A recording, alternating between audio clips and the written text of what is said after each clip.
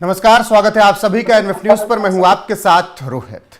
जहां जहां मुस्लिम आबादी बढ़ती गई, बाहरी मुस्लिम आकर बसते गए, वहां वहां हिंदुओं के लिए खतरा कैसे बढ़ता गया, ये अब खुद मुस्लिम समुदाय के लोग बताने लगे हैं। बंगाल में हमने देखा किस तरीके से बांग्लादेशी मुस्लिम आकर बसते गए, असम में किस तरीके से मियां मुसलमान आए और वहां के हिंदुओं के लिए खतरा बनते गए। अब इसी तरीके से हिंदू बहुल हिमाचल प्रदेश में भी बाहर से आ रहे मुस्लिम खतरा बनते जा रहे हैं।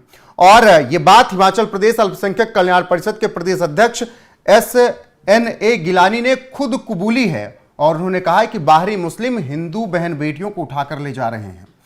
योगेश अग्रवाल जी चर्चा की शुरुआत करें और पहले उनका बयान बता देते हैं कि क्या कुछ कहा है, उसके बाद आपसे पहला सवाल करता हूं। तो क्या कुछ कहा है SNA गिलानी साहब ने? उन्होंने कहा कि धर्मपुर में CRPF का भी एक सेंटर है, इन सभी को धर्मपुर जामिया मस्जिद से खतरा है। राज्य में इतनी बड़ी संख्या में मस्जिदों के निर्माण की जरूरत ही क्या है?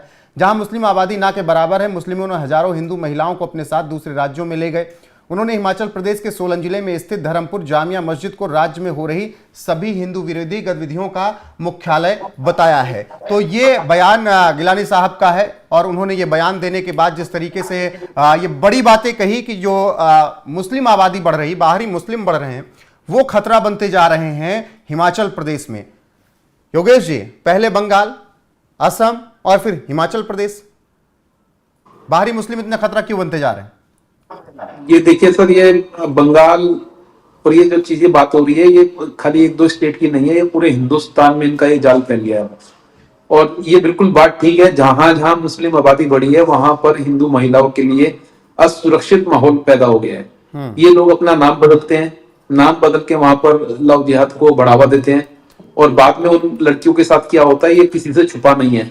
चाहे वो दिल्ली का आफ्ताब वाला मामला हो, सबने सुना है किस तरीके से ये लव जिहाद को फैला करके पहले हिंदू लड़कियों से शादी करते हैं, फिर उनके साथ अत्याचार करते हैं। तो अब इनके खुद के जो नेता हैं, इनके समुदाय के नेता हैं, अगर ये बोल रहे हैं कि इनकी मस्जिदों से वहां के CRPF सेंटर और सैन्य जो वहां पर कैंप बनेगा उन्हें खतरा है, तो इसका मतलब बिल्कुल क्लियर है कि उनको पता है कि जो वहां गतिविधियां हो रही हैं वो देश विरोधी गतिविधियां हो रही हैं। उनका कहना है कि वहां 3-4 परिवार रहते हैं, लेकिन वहां पर हर शुक्रवार को एक बड़ी तादाद में मुस्लिम आते हैं और वहां पर जो गतिविधि चल रही है वो देश की विरोधी गतिविधि चल रही है। और उन्होंने बोला है कि इमीडिएटली इस मस्जिद को बंद कर देना चाहिए। बिल्कुल योगेश, तो मुझे तो लगता है बात है वही बयान आपको गिलानी साहब का बता देते हैं ताकि दर्शकों को भी समझ में आ जाए कि खुद कैसे मुस्लिम समुदाय के लोग ही अब पोल खोल रहे हैं। गिलानी साहब अपने अगले बयान में कहते हैं कि हर शुक्रवार को सैकड़ों मुस्लिम बाहर से धर्मपुर मस्जिद आते हैं, उनमें से कोई भी धर्मपुर में नहीं रहता। धर्मपुर में एक भी अस्थायी निवासी मुस्लिम नहीं, मुश्किल से 3-4 परिवार मुस्लिम धर्मपुर में किराए के घरों में रहते हैं।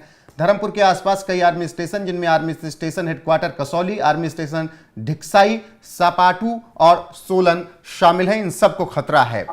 तो अब तो ये लोग खुद ही मानने लगे हैं कि बाहरी मुस्लिम आ रहे हैं और मस्जिदों में रह रहे हैं, मस्जिदों से उनको हुक्म मिल रहा है और वो देश के लिए खतरा बन रहे हैं। वो बंगाल हो, असम हो या फिर देश के अलग अलग हिस्सों में हो, फुलवारी शरीफ हो बिहार का और अब चाहे हिमाचल का सोलन हो। जी देखिए, ये बिल्कुल परफेक्ट बात है और जो बोला गिलानी साहब ने एकदम ठीक बात बोली है। और उनकी ये जो बात है ये हमारी सरकार को हल्के में नहीं लेनी चाहिए। और इमीडिएटली मैं खाली एक जामिया मस्जिद धर्मपुर के ऊपर बात नहीं करूंगा, क्योंकि अगर हम हिमाचल प्रदेश की बात करते हैं तो ये बताया जा रहा है कि कोरोना काल से पहले यहाँ पे खाली 393 मस्जिद थी, जिनकी संख्या बढ़ के 520 हो चुकी है। कैसे 3-4 सालों के अंदर यहाँ पर इतनी मस्जिदें बढ़ गई हैं, मदरसे बढ़ गए हैं? तो ये पूरा एक षड्यंत्र चल रहा है। पूरा एक आपने सजौली में देखा योगेश जी, सजौली में किस तरीके से मस्जिद बनाई गई, उसको आगे बढ़ा दिया गया, 1 तल्ले पे 2 तल्ला। तमाम विवाद चल रहे हैं मस्जिद के। वहां पर कोई संजौली या कोई अभी ये जामा मस्जिद सोलन की नहीं है। इसके अलावा शिमला की संजौली मस्जिद, कुल्लू की जामा मस्जिद, बिलासपुर की मस्जिद, हिमाचल प्रदेश में मस्जिदों में अवैध निर्माण लगातार हो रहा है, जबकि वहां पर मुस्लिम आबादी बहुत कम है। ये मैं इसीलिए बोल रहा हूँ, ये मामला खाली बंगाल, असम और हिमाचल तक सीमित नहीं है।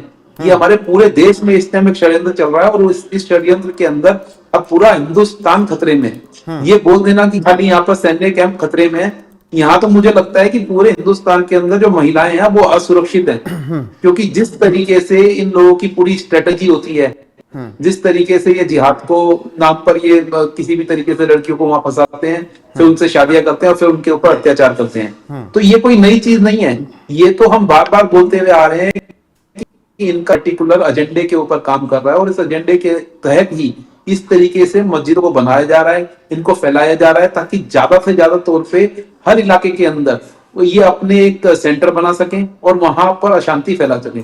आज ये वहां पर मस्जिदें बनाएंगे, फिर बाद में वहां से हिंदू पलायन करेंगे, वो फिर मुस्लिम बहुल इलाका बनेगा। मुस्लिम बहुल इलाके बनने के बाद जो आज संभल में हो रहा है वो हर जगह होगा। अगर बिल्कुल योगेश जी, अब आप इसी बात से समझिए, हिमाचल प्रदेश में मुस्लिम आबादी करीब 2.2% है, हिंदू आबादी जो है वो 55.17% से ज्यादा है, मतलब 68 लाख मुस्लिम हैं केवल, और वहां पर इतनी मस्जिदें। क्या वही हाल नहीं होने जा रहा है कि जो कि उत्तराखंड में हाल फिलहाल में हुआ, हरिद्वार में लगातार मुस्लिमों की संख्या बढ़ती गई, बनभूलपुरा में इसी तरीके से हुआ, वहां पर बवाल हुआ। तो क्या ये स्ट्रेटेजिक वे से पूरा काम हो रहा है योगेश जी, आपको लग रहा है?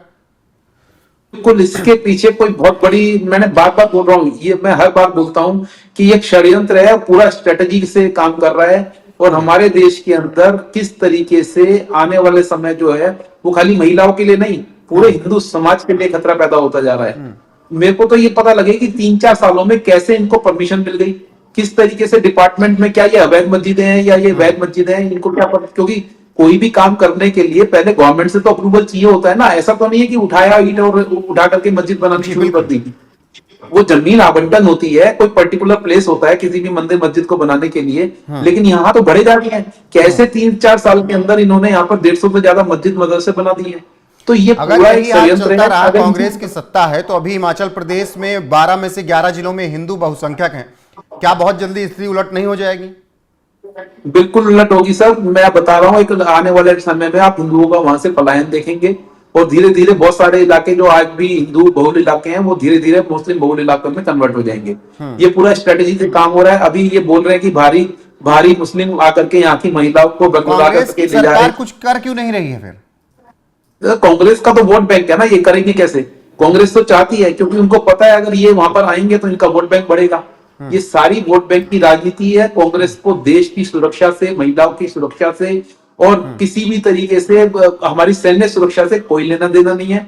उनको खाली एक ही उनका एजेंडा है, किस तरीके से पूरे देश में वो अपने आप को बना के रखें। क्योंकि धीरे धीरे उनका जो हाशिए पे तो चले गए हैं वो, अब दिल्ली में देख लीजिए वो पूरे हाशिए पे है। हिंदुस्तान में भी लगभग सभी राज्यों के अंदर उनका जो स्टेटस है वो हाशिए पे जाता जा रहा है। तो जो स्टेट बची हैं उनको बनाए रखने के लिए तो उनके पास एक ही इलाज है कि इस समुदाय को प्रोटेक्ट करें, इस समुदाय के खिलाफ कोई कार्रवाई नहीं करें। जब उनके ही समुदाय का एक बड़ा नेता ये बोल रहा है कि यहाँ पर गलत काम चल रहे हैं, तो क्यों नहीं इसके ऊपर इमीडिएटली कार्रवाई हो रही है? क्यों नहीं वहां पर इमीडिएटली एक यूनिट बना करके इस मस्जिद के ऊपर कार्रवाई करके देखा जाए कि यहाँ पर सच में क्या कोई देश विरोधी कार्य तो नहीं हो रहे हैं? सर्वे की मांग कर लीजिए तो फिर मिर्ची लग जाती है। सर्वे मांग करेंगे तो पूरे इंडिया के अंदर आपको पता है फिर एक पर्टिकुलर समुदाय वो क्या बोलना शुरू करेगा कि यहाँ तो इनको टारगेट करा जा रहा है। अरे टारगेट तो हिंदू हो रहे हैं, पूरे हिंदुस्तान में हो रहे हैं। हिंदुस्तान के अंदर रह करके भी हिंदू टारगेट हो रहे हैं। रोहित जी, अगर ये चीजें चलती रही तो हिंदुस्तान में आने वाले कल के अंदर जो बांग्लादेश में हिंदुओं के साथ हो रहा है, अगर इंडिया में भी हो तो कोई बहुत बड़ी बात नहीं है।